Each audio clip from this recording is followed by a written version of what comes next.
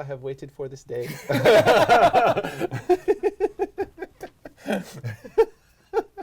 So, a conclusion to the story that has gone, the saga that has taken place. We have been investigating Redfin now, trying to figure out, what are they doing? This is, you know what this is like? This is like when you were a kid and you watched DuckTales, and every once in a while they said, to be continued, and you were like, no, I don't want to wait for the to be continued episode. But then you got lucky, and somehow you got the to be continued episode. We're getting back to back. Yeah. Yeah, that's what this is for sure. I mean, so this began, people started seeing this. You got lucky in the sense that you were able to see behind the scenes what was going on. You had a homeowner who was planning on listing their home with you. They clicked on the buy now or the Redfin now button, whatever, and they started talking Redfin. And ultimately, you said to them, "Gosh, it sounds like an awfully good deal." Gosh, let me say, I am lucky. I do get to see behind the scenes. Yes, so you got to see, and you told them, you said, "You know what? There's a comp bomb coming." Yeah. You called another listing that was pending. You asked the agent, what are you guys in for? They were nice enough to tell you. You have enough rapport in the industry that the agent knew you and said, hey, you know what? We're in escrow for this much. And you said, guys, we need to get out. You need to sell. If they'll buy it for you from you for that much, do it. So let's reset the stage so that we can bring the conclusion of this whole thing. The tailspin second episode. It's all done now. Yeah. The home is sold. We know what Redfin did with the property. Right. We could probably figure out to some extent how well they did on it. Yeah. So it's very interesting. You might be surprised by what this done, and ultimately, we'll see who was right. So as a reminder, this started, and we can summarize it together because otherwise I'll drone on and on and on.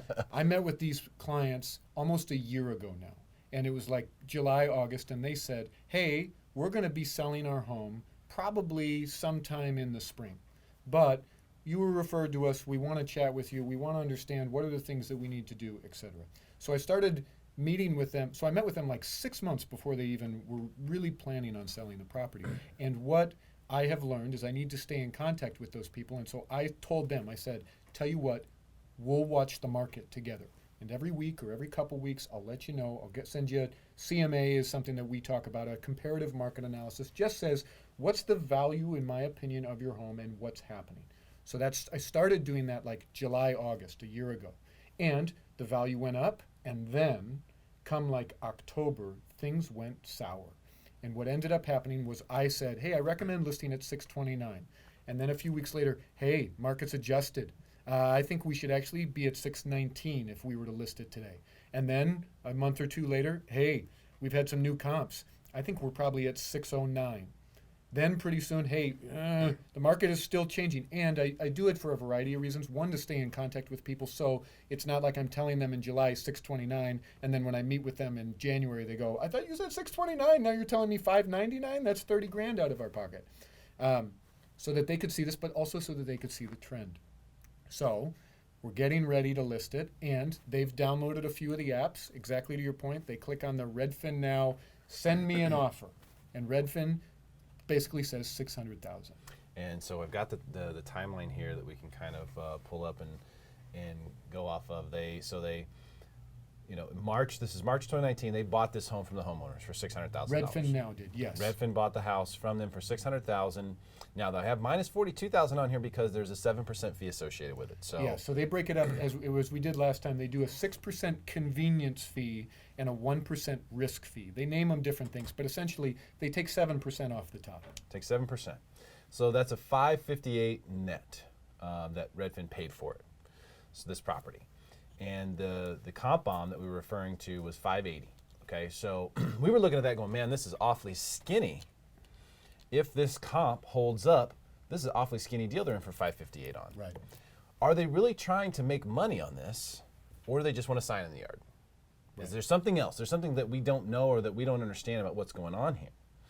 Now, this is also very interesting to me, they did a rent back almost 2 months Right. rent back to the seller. So as part of the deal, originally the sellers, the owners said, "Hey, we want a super long escrow. We want 60-day escrow."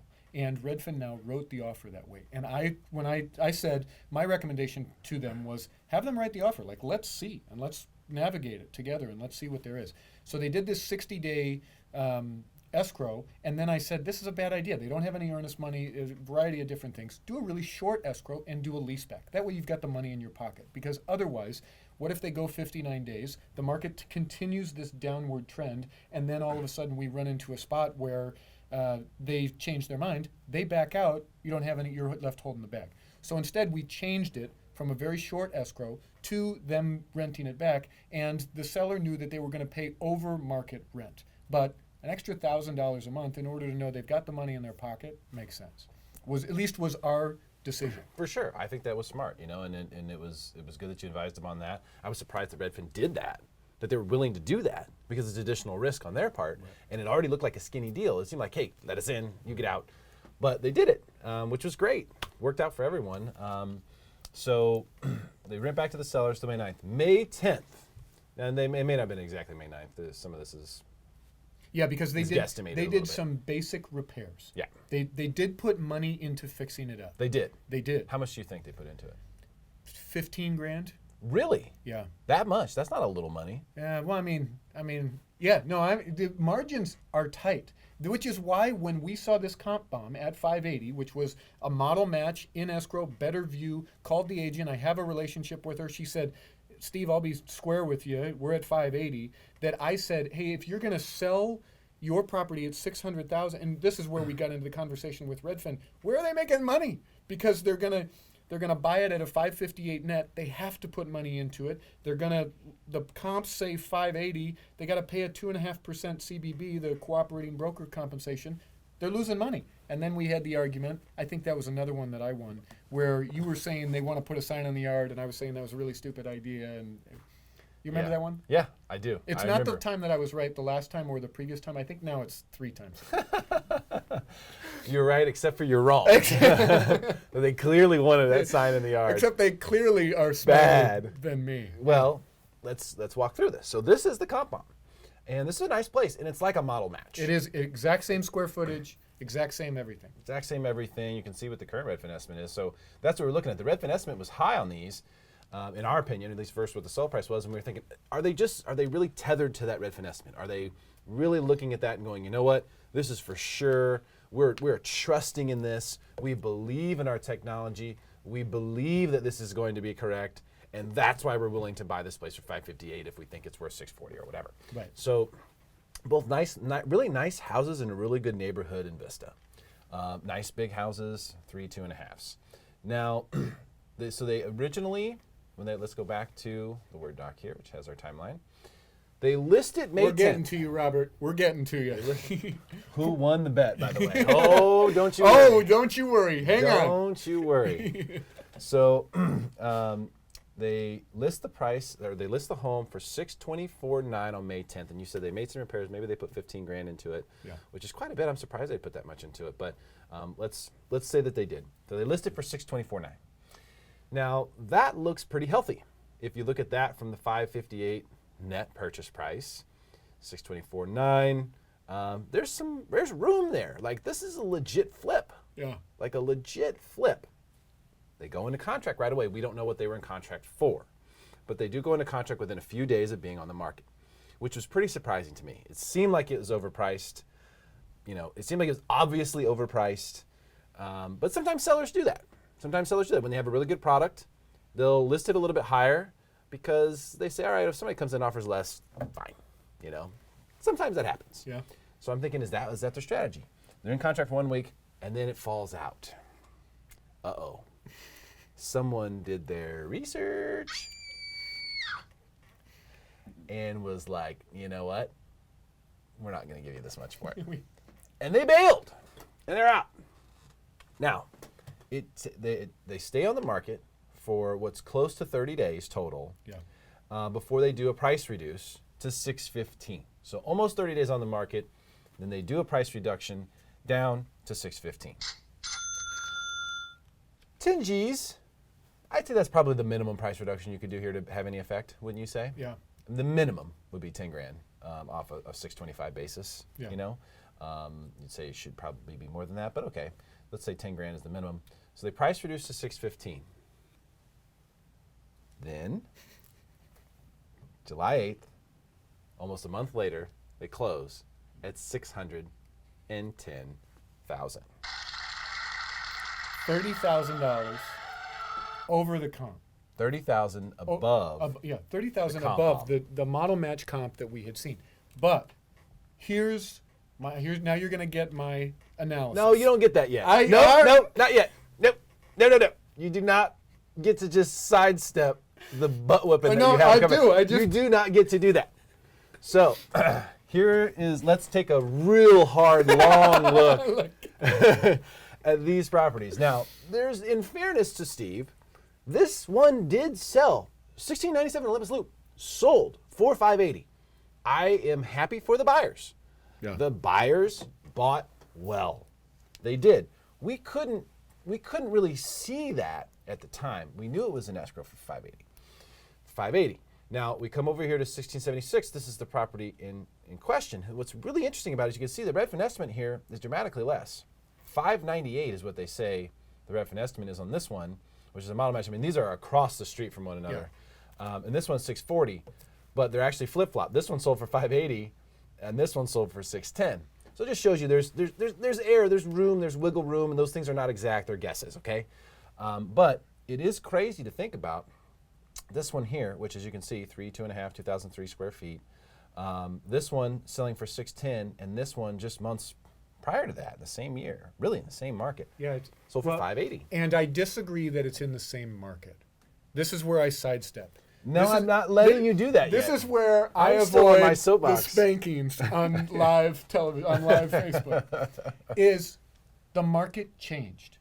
And what I saw, what we saw, me and the sellers, is we saw the trend through November, December, January, February, trending down.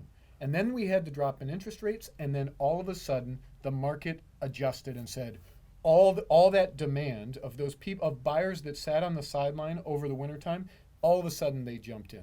So, my opinion, Redfin got lucky.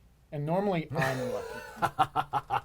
So However, it was the middle of March when this thing closed. correct.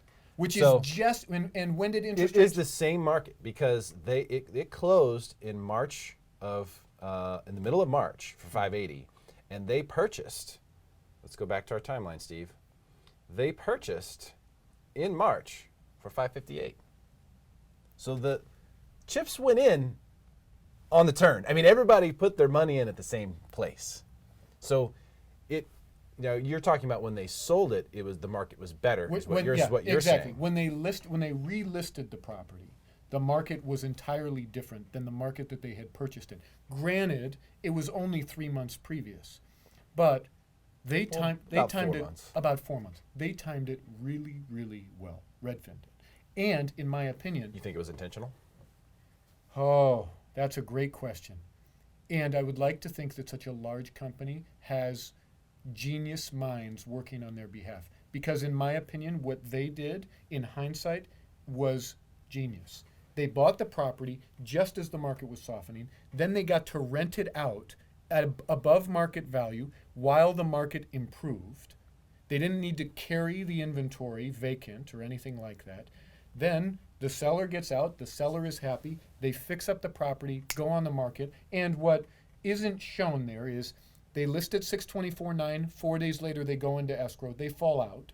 A week later, after falling out, they reduce the price. 3 days later, they're back in escrow. They timed it perfectly. They went for the fences with it too. And we had thought, because we're starting to see the Redfin now, or at least previously, I'm not seeing as much now, but previously we had seen those Redfin now jumping into the market. We had thought, man, their margins are too small. And I don't know the $15,000 number.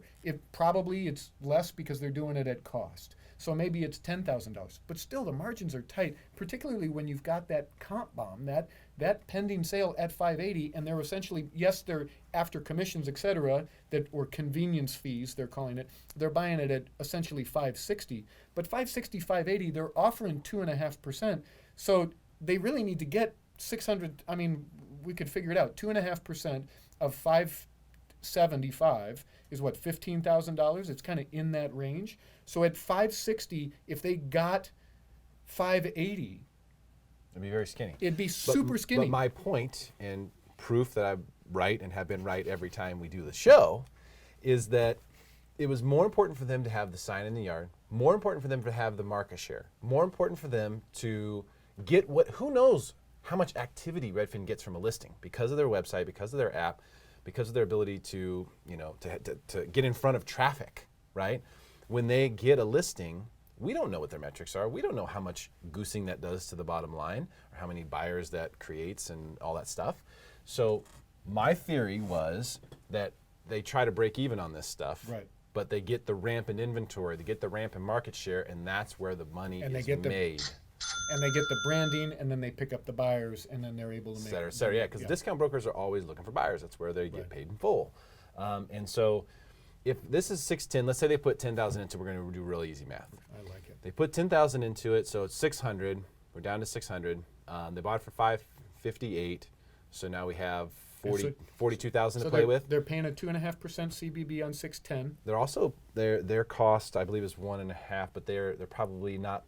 They're probably just paying bonuses and stuff like that. So let's say their commission cost is 3% total. Okay. Okay, fair enough. Yeah, so that's 18. Well, 18 change. 18 and change. 18.3. Yeah. So they're at 18.3 for that. But they had 42 to play with. There's probably some other closing costs as the seller that they're going to have to pay for. Let's call it 1%. Yeah. Okay. Which is another 6. So there's 25. So you're saying 42 minus 25, we're at 17,000.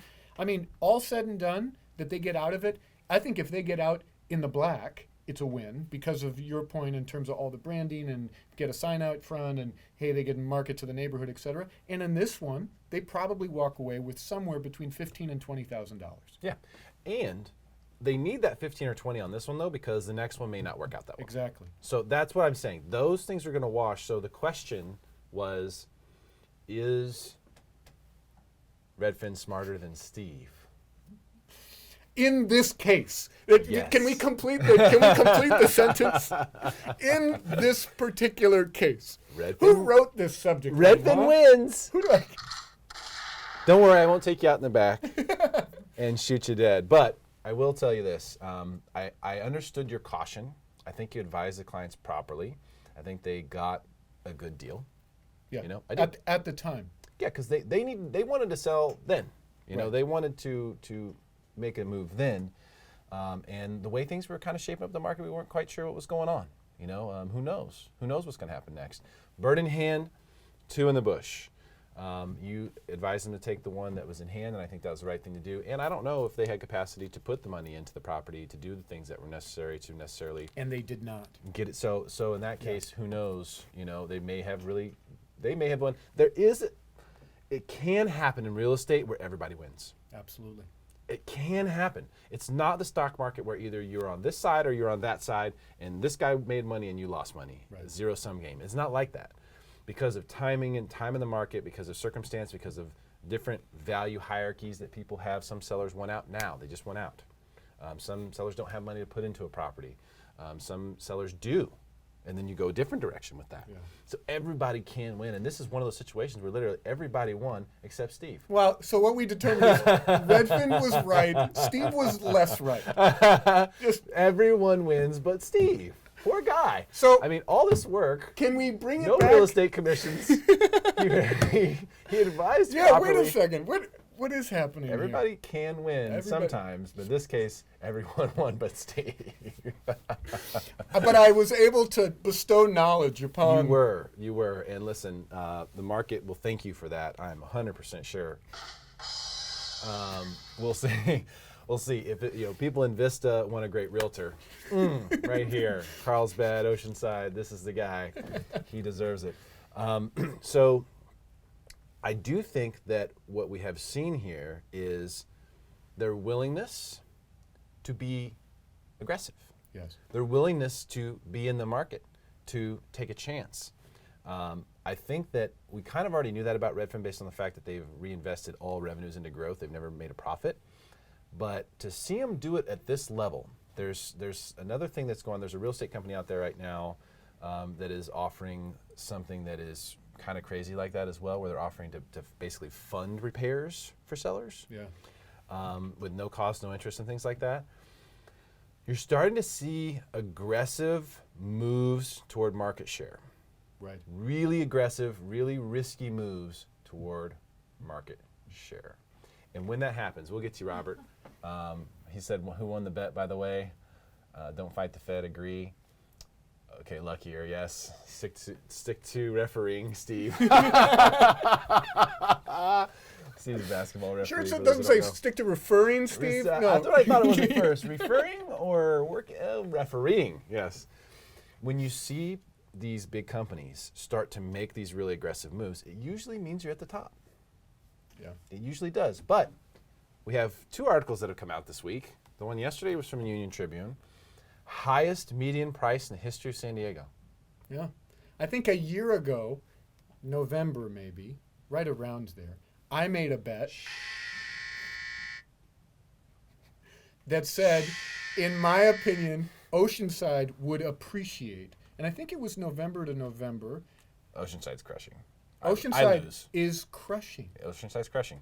Dude, Oceanside is Carlsbad. I saw this in 2013. I'm an idiot for not pulling the trigger because, first of all, great brand name, Oceanside. Great brand. Well, you got to look at it like that. This is marketing, like real estate's marketing. Oceanside. Ocean Beach. Yeah, just like Ocean Beach. Look how crazy it is at Ocean Beach. Is Ocean Beach really worth all that? Is it? You tell me. Is it really worth all that? It's not worth all that. But great branding. Great branding. Ocean Beach. Oh, those are the 2 words. Oceanside. Great branding. So I knew that. Also, Blythe? Good branding? Yeah, Blythe. What's that? Blythe. The ability to grow. It had room for growth. Yeah. It had a room for not just new inventory or new things, but it didn't have a ton of things going on for it. But it was in the works. The cities have reinvested money there. Oceanside is a no-brainer. In fact, I'll make this bet with you right now that prices in Oceanside in the next 15 years will double. Oceanside will be Carlsbad. In the next 15 years, Prices will double. prices will double. Wow, Absolutely. that's a long game. Yeah. You want to take that bet? But it'll probably happen in all of San Diego, honestly. But Oceanside for sure, because what you see, everyone can get into their little bubbles, right? There's certain areas that are good for commuting. There's certain areas that aren't. There's certain areas that make sense for people who need to live one place and work another place. Here's what you get with Oceanside, which is great, and this will matter more even when the economy stumbles, is that Oceanside, you can have one spouse work in Orange County and one spouse work in San Diego very easily. It's pretty much the same deal. It's not a bad commute, and the commute from Oceanside to Orange County and back is not that bad. If they can improve, I say they, the proverbial whoever they are, if they can fix the schools in Oceanside, I agree with you 100% that it will help the value.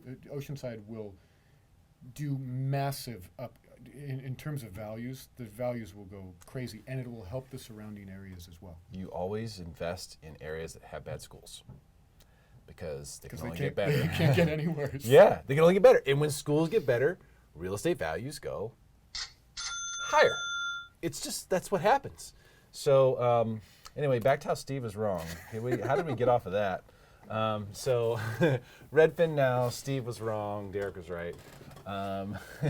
Nick also says stick to refereeing, Steve. Terrific. It was an interesting situation. So we were talking about the 2 articles. So highest median price in the history of San Diego. That was the Tribune yesterday. Today, the Case-Shiller report comes out. It's a national report. They specifically pointed out 7 different cities that are still doing really well, that appear to still be growing in appreciation. San Diego is one of those 7 cities. I'm not surprised.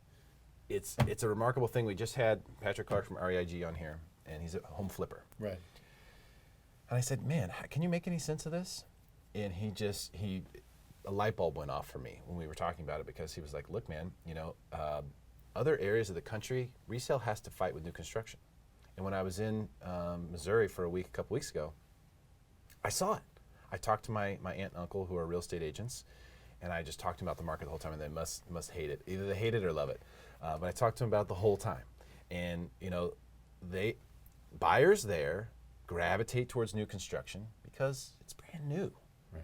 And so when you have a resale property, there's a competition there. And so resale usually has to discount to new construction. We don't have that kind of fight here. All the new construction here is on the outskirts for the most part. If there's something that's a new build and it's an infill type project or something like that, that's rare. Other than downtown, where there's the BOSAs, I mean, they're doing Sure. 6 buildings. High or whatever. rises. Yeah, high rises. Yeah. High rises, different story. Totally different market and a game. That whole game is something else. And downtown's a whole nother story. It's sad to me what's going on downtown, but it is what it is. So this particular situation in San Diego, we don't have that. And so what we have is somewhat fixed inventory, but the macro elements aren't changing. Right.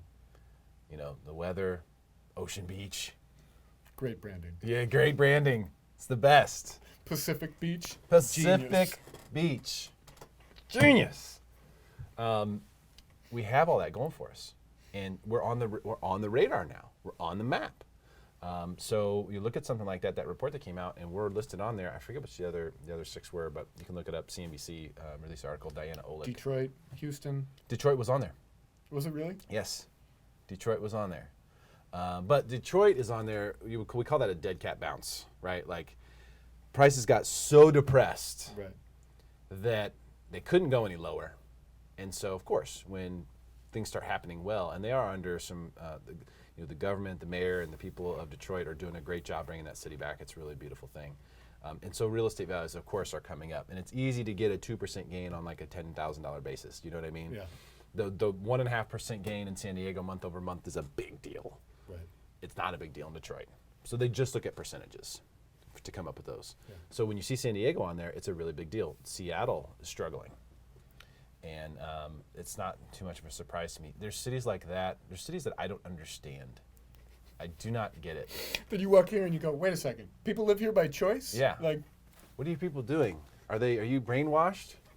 Do you go home at night to a cage? Do you have to check in? Are you tagged? I've never been to Seattle, so I'm not going to say that about Seattle. There are places like that.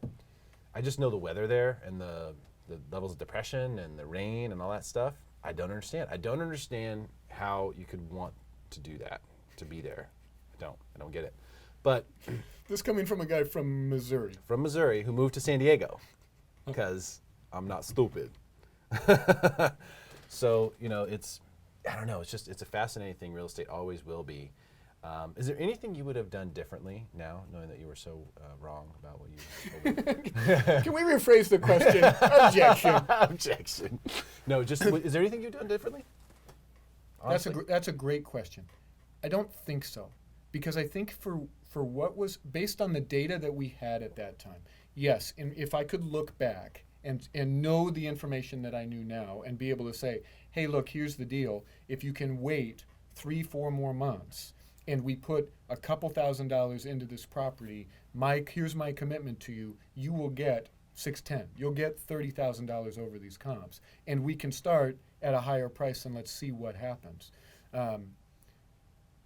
But even then, their personal situation was they needed to be driving away like June 15th. So There wasn't any room for that then. the timing was tight.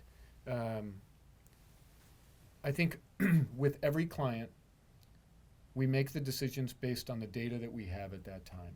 And at that time, we were in a market that was changing and that we had watched change over consecutive months. And we had a little insider information, knowing what the other property was going to sell for. I would suspect that that buyer that purchased that property at 610 must have seen, or a good agent would be able to say, model match sold 3-4 months ago at 580. I just want you to know that. And I don't know the circumstances of that buyer. Maybe they needed to find a house, relocating. Who knows? Yeah, you never know. You never know on the Could have situation. been distress. And situation. that's what I always feel is so unique about residential as compared to any other investment class is it only takes one. And many times, I'm representing several different clients right now where mom and dad are in different cities, still married, but dad got moved for a job. So there's some motivation there that kind of when they get there, they feel like, let's buy a house. That was a great house in a good neighborhood. Planned unit, planned development, near a park, normal house. But I think based at the time, I probably still would have advised, how can you advise somebody to walk away from a cash offer that's going to close in a week and or 2 weeks and they can rent back for 2 months? That situation made sense. Yeah, it did. It was a unique offer, and that's one of the things I was surprised about Redfin, that they were so flexible with them on it, and that they allowed them to do that. I was really surprised by that. But they clearly wanted that house. Yeah. You know what I mean? I wonder how many they turn. Do they make everyone an offer? Do they turn people down occasionally? I mean, it's very interesting. I think they probably never turn people down, but their offers reflect what they think they can make money on. Yeah. I mean, if you've got a house that has cracked slab and is right on a freeway and there's power lines going through the property, my expectation is they'll probably still write you an offer. Shoot, I'll write you an offer. It's just not going to be it's going to be at a dollar amount that I feel like I can make a profit on. Any shout outs for Vista? You want to show any love? Vista to the is community? good things are happening in Vista. I know. I saw a property, not my listing, with a good friend of mine, Jeannie. She has a property that is up on a mountain that has like 270-degree views, ocean, Pendleton, everything. Really incredible. There's some really great property going on in Vista, and now's the time. Good value.